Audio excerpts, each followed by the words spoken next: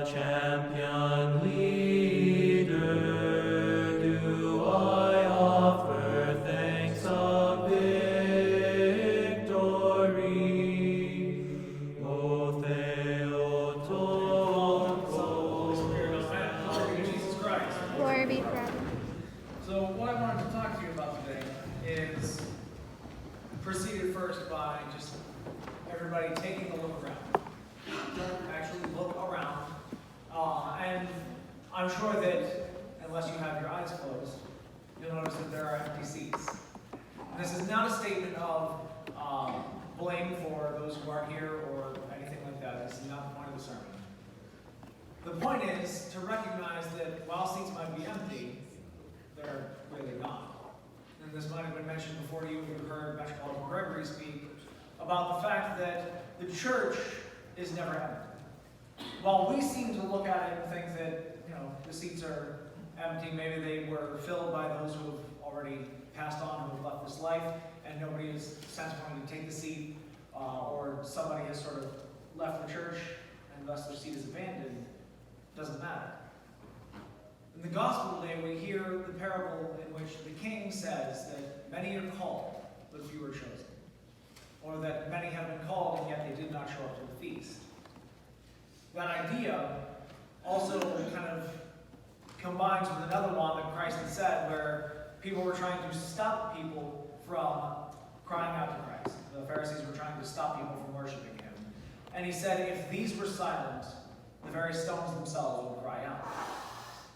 And that idea is that where God is, there's no such thing as there not being worship. We as human beings have the unique ability of all of God's creation to choose whether or not we want to love him back. To choose whether or not we actually want to do worship. Any one of you right now could, by your own free will, get up and leave this church and say, I don't care about God. I don't think that anybody will, but that idea is that while some people might not be here, when the Lord has called, others have answered. And our church is filled with the heavenly host. While you can look around, and if you really want to test the theory, you can grab the pew in front of you and find out that yes, in fact, it is real. We are in a physical place, but the liturgy by no means is just the church. I've told people a couple of other times, those that have visited the nursing homes, that if you can't get here to liturgy, watch the one that gets broadcast online from the cathedral, because the church is not what makes the liturgy. Otherwise, we wouldn't have a brotherhood with any other Orthodox church. We wouldn't have anything in common with them because we'd be a little boat out here on the vast ocean alone. The liturgy that we celebrate is beyond these four walls. And thus, because of that, all of the heavenly host that is here, is present, is filling every empty seat that you see around you. And that idea is that we're sort of given this opportunity to look at church in a different way. It's easy for us, and especially I learned this in seminary, to be a little bit disheartened. Right? We sort of think about how disappointing it might be that the church isn't as full as we want. We all want the church to be, pews breaking under the weight of everybody sitting there, and it to be standing room only.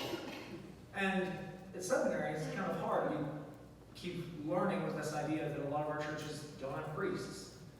Some of them barely have people. But we as Orthodox Christians are not allowed, I mean that sincerely, not allowed. It's not just God hopes for something better. We're not allowed to not have hope. If you've ever cracked open the book of Revelation, and I don't advise you to, I was even told in seminary, don't read this until you have a class on it. So don't read it alone, not because it's a spooky, scary book, but because it's confusing.